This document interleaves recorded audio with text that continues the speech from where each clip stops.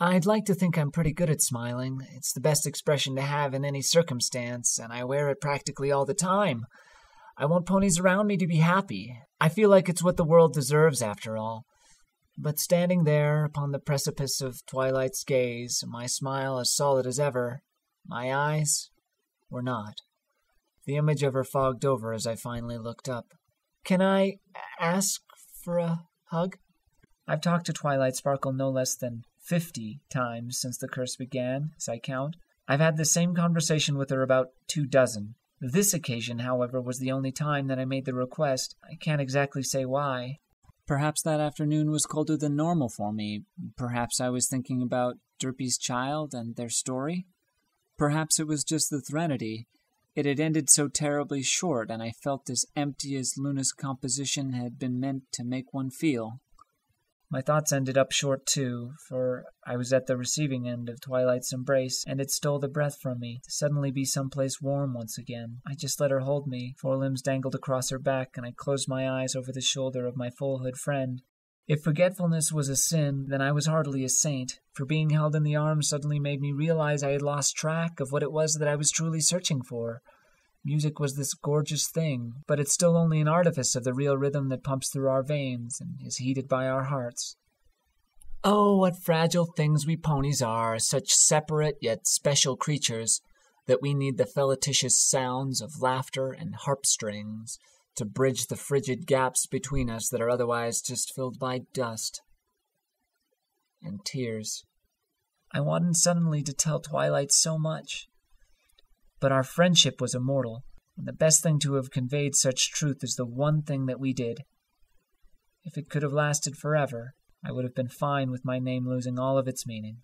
"Thank you, Twilight," I said, once more embracing the chill as we parted ways. I sniffled once, but then the smile returned to fill the brief void that had swallowed my expression. "This means more to me than you can imagine." "I only wished that it was enough," she murmured sadly. She stared for a moment into space, then suddenly brightened with a happy gasp. "I know! A memory spell!" She scampered toward a tall bookcase looming on the far end of the foyer. "If I can cast a powerful enough incantation, maybe we can counteract whatever this curse is, and keep you from being forgotten until the princess and I can come up with a real solution." I sighed. "Twilight savior energy. It didn't work the last time you tried, nor any of the times before that." I stood still as she dashed all around me, collecting more and more tomes from the walls of the place. "It's best you don't get yourself worked up." "No, seriously, this is the spell that Starswirl the Bearded invented." "You mean the concentration buffer?" I murmured, gazing up in the window. I saw a sliver of moonlight, and my heart sank. "Yes, how'd you know? Anyways, if I can find the formula and cast it with a sprinkle of mana dust as a reagent, I might just be able to—" Her words stopped as soon as her hoofsteps did, and a chill ran through my body, vapor escaped from my lips. I did not want to turn around. I never want to turn around and look at the pony when this happens, but every time, I do. Twilight Sparkle was standing dead still in the middle of the room with a glowing horn. She had several books hovering all around her. She looked at them all very curiously, as if they were just a swarm of moths who had suddenly appeared. "What was I—" She blinked and frowned and floated the books back down to their respective places in the shelves. "This is no time for side projects. I've got heroes in equestrian literature to unpack." She finished putting the books away, turned around, and instantly yelped upon the sight of me.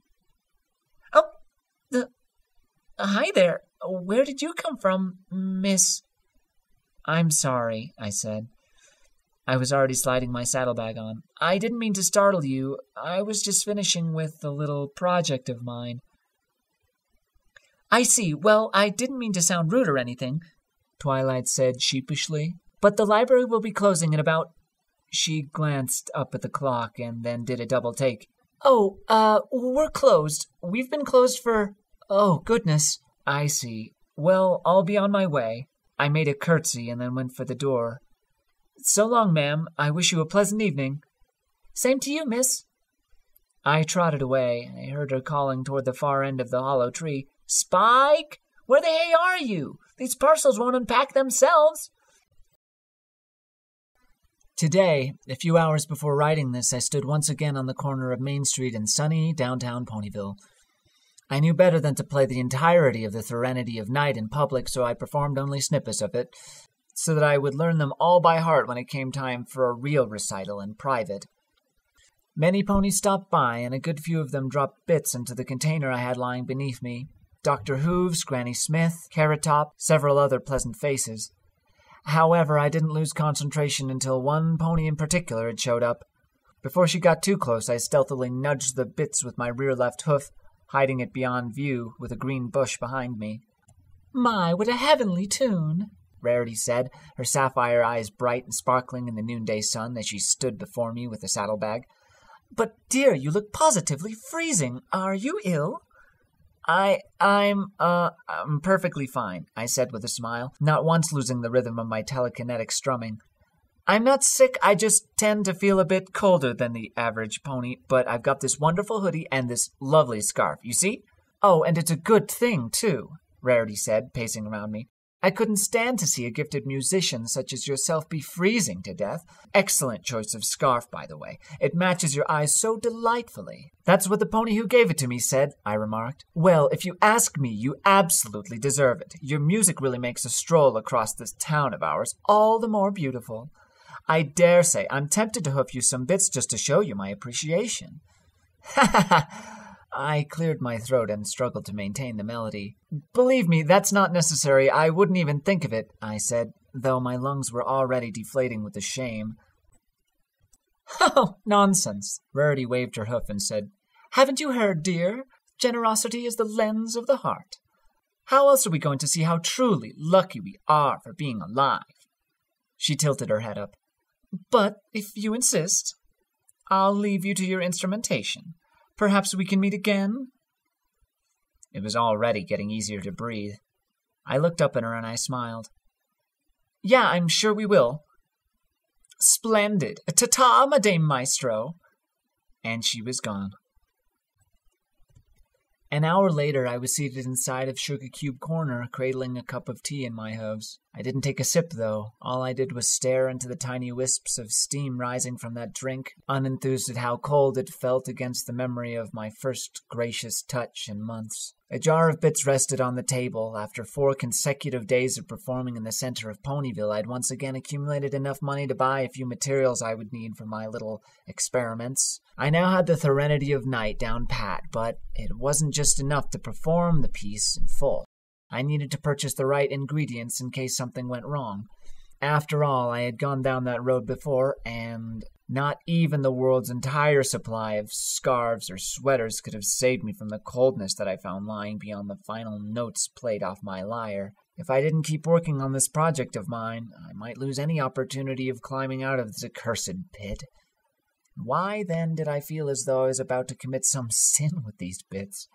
I've taken advantage of this situation before, procuring a couple things that I might not have been entirely proud of. The ends justified the means, though. Suddenly, now, after the other night with Twilight, I wondered if I could easily live with myself after I find myself. "Oh, wow! Is that a lyre? You must be a musician, right?" Huh? I looked up. I admit it was a double take. Yeah, something like that. Twilight Sparkle smiled at me from where she stood in the middle of the cafe. "I've always admired musicians. So many of my unicorn friends went on to study music while I stayed in other fields in Canterlot. I wish that I had taken time to understand music theory. It's both fascinating and beautiful." I exhaled softly. "It's remarkable how much in life can be both of those things at once, isn't it?" "Oh, I'm sorry. Listen to me going on," Twilight muttered, rolling her eyes with a goofy grin. "I'm Twilight Sparkle. I'm in charge of the Ponyville Library in the East District."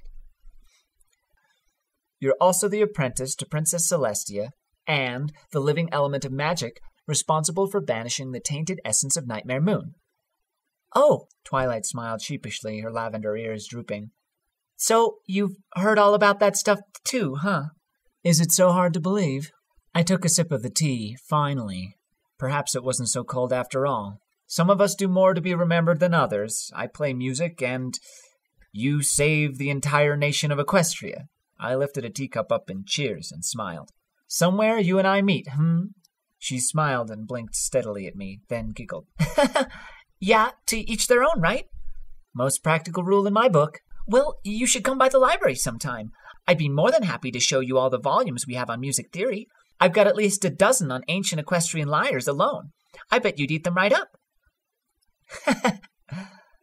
I didn't have the heart to tell her that I already had. Twice. If the need ever comes up, Miss Sparkle, I will take you up on that offer. I hope you do, Twilight said with a soft smile. We each have our own talents, and sharing them is like a way to get to know each other better. And what better way not to feel alone in this world than to do what you love best and share it with other ponies? That's the essential key to harmony. At least I think so. I listened to her, and instinctively my eyes fell down to that jar of bits. It suddenly became clear to me. I believe it was a wise pony who once said, "Generosity is the lens of the heart, and how else are we going to see how truly lucky we are for being alive?" Wow, whatever pony said that sounds so eloquent. I nodded, fabulously so. Well, enjoy your tea. I'm off to meet some friends, so long. Twilight waved and left. I turned toward the front of the eatery when suddenly I heard something. Tilting my head around, my ears pricked to capture a hauntingly familiar threnody. Twilight was humming the last few bars of the most recent elegy, and she had a smile on her face as she did so. I almost wondered if she understood it, but then I realized at the time it didn't really matter whether she did or not. I breathed happily and snatched up my things, starting with the jar of bits. I knew suddenly what I needed to do with my afternoon. My experiment could wait. What was one more week in a well of nothingness? That evening, a long, slender package magically floated up through the front entrance of the Ponyvillian residence west of downtown. It brushed up against the doorbell. I struggled from afar to push with my telekinesis as soon as the package was ringing against the door. After the gong had rhythmically begun and then ended, I lowered the package and hid behind a tree in the front yard. After several seconds, the door opened. The pony started out, teetering, eyes tired and bleary from a full afternoon of delivering parcels and letters all around Ponyville. She glanced left and right, and for a moment I was afraid she was going to miss it. Her brow furrowed. She knelt down and nudged it, as if afraid that the box might come to life and jump out at her. The experienced mail mare fiddled with the package, looking all over for a tag or some sort of identification that might indicate a sender or even an intended recipient. On a whim, she gripped the edges of the box and just flung it open, and her jaw dropped. I watched quietly and bit my lip. She fell to her haunches. A shuddering breath left her as she removed a slender, gold-colored flute from the box and cradled it in gray hooves. Her eyes focused on the instrument, both of them. Soon they filled with tears. Stifling a whimper, Derpy smiled and scrambled up on all fours. "Dinky! Muffin!" She bolted back into the house. Look what Mommy's got for you!" The door slowly creaked shut behind her, but not before letting out the squeaks of a gleeful foal escaping through the frame.